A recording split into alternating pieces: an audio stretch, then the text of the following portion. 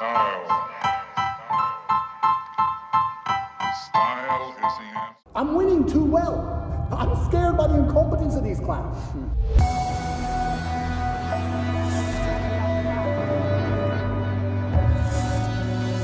If this guy is so innocent, how can they get you to go to the dungeon for 92 days? How can they put you on house arrest? How can they do all this stuff?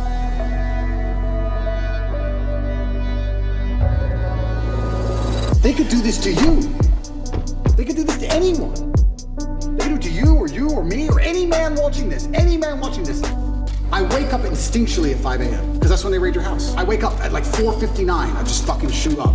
Empires have fallen so many times because they thought they can get away with murder, and then eventually people said, listen, stop. You're not gonna do this to me anymore. We're not gonna take a stand. When I destroyed the BBC, my brother was celebrating. I knew. I said, Tristan, no. You don't beat the British Broadcasting Corporation to make fools of them like this without some new bullshit. This is where their argument has leaks in it. I'm genuinely looking for guidance here. Am I supposed to roll over and fucking lose?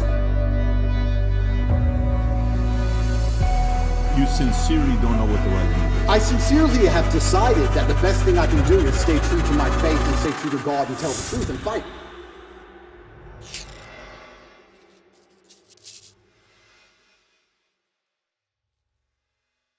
First thing I want to talk about, I think the audience would like to know, for you and Tristan, 92 days in the dungeon, you know, you're in jail, Yep. your experience in there, we keep hearing about it, we read about it, but what was it like for you guys being in there? So I'll start by saying, and I have to make this clear, that the staff in the jail were exceptionally nice to me. They were very apologetic. The vibe was apologetic. Nobody was really treating me like a criminal. There were a few guys who were icy cold, I guess you could call them.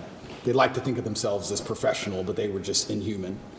But over time, they warmed up, and I was exceptionally nice also to all the staff. Jail was terrible. I'm going to start by saying jail was terrible, and I was miserable inside of the jail cell. It's a good thing depression isn't real, because I would have been depressed. The people in the middle may say the following question. They may say, and I may have asked this question from you last time as well. They may say, Andrew, okay, if this guy is so innocent, how can they get you to go to the dungeon for 92 days? How can they put you on house arrest? How can they do all this stuff? Yeah. If you're somebody that was born in US, you lived in UK, how come somebody else isn't coming to bail you out? You got different lawyers. How is it that they can keep doing this to you if you're not guilty? What do you say to those people? I say these things on podcasts to protect myself, and I don't want anyone to think I'm paranoid or crazy, because I really don't believe I am. The reason I think I'm particularly at risk is for the thing you just said. It's the masculine youth who are my fans. It's the 11-year-olds, 12-year-olds, 15-year-olds, 16-year-olds. They are the future of the world. They're the people you want to go and die in a ditch. They're the soldiers you need. Those are the people you need psyoped. You need them psyoped. You can't have a bunch of men who aren't psyoped. Mm-hmm. That's when you lose control of everything, when the men don't listen anymore. And they're all listening to me. And I'm teaching them things like God, religion, personal responsibility, accountability, discipline. And everyone's saying, well, why are they attacking Andrew for just telling the truth and making me go to the gym? Because when you have these things, when you have accountability and discipline and personal responsibility, you have a barrier, you have a parameter, you have a no, you have a limit. They don't want you to have a limit. None of the men are allowed limits. We must accept whatever we are given from our relationship with our woman, from the government, from our job. We're just the slaves. We're the backbone of the tax bracket. We just have to shut up and pay our taxes. As soon as we have limits, they have a problem. That's why they dislike the things I teach. What do I really say? What do I really teach young kids as genuine dangerous? What do I say? Go to the gym, stick up for yourself? Stick up for yourself, go to the gym, you're allowed an opinion. Educate yourself, be smart, work hard, believe in things, believe in yourself. Have friends, have strong friends around you. Don't listen to dishonest men or dishonest women. It's not misogynistic to say dishonest people. Non-gendered should be anywhere near you. You should have standards for who's your friend, standards for who you have relationships with romantically, whether you're gay or straight. You should have standards. Telling men to have standards is now wrong think. Because as soon as men have standards, they lose control. They don't want any man to have any standard on anything. They want to come along and say, no, you need the 8th injection. Take it. That's all they want. I think that's the saddest thing that's happened to you, is because anybody that listens to your long form content, not 60 seconds on TikTok, fully understands that you're an advocate for male self-improvement. Absolutely. Jail as a whole, I mean, there's so many stories I can tell. There's so many different ways I remember it. There were times I laughed. I will sit and say some of the best days of my life were in jail. Get out of here. Yeah. And some of the worst days of my life were in jail. But there were days where me and Tristan, when we were finally in the same cell, there's times we laughed like we've never laughed before.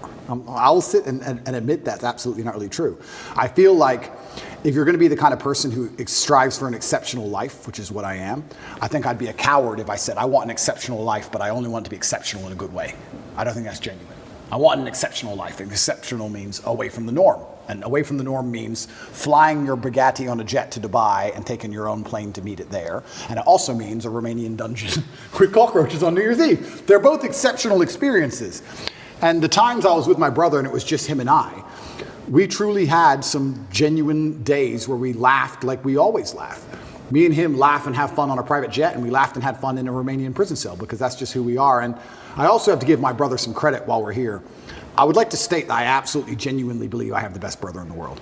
And I'll tell you why. I always knew I had the best brother in the world, but he proved it in jail, and I'll tell you why. My brother was put in jail for being my brother. He hasn't said any videos. He hasn't said anything on the internet. He hasn't said any of the things I've supposedly said. The Matrix isn't attacking him. The BBC doesn't print about him, nothing. Why was Tristan Tate in jail? Because it's Tate brothers. So they just took him and threw him in a cell. Now what's interesting is, when I got out of jail, so many people near me got heat.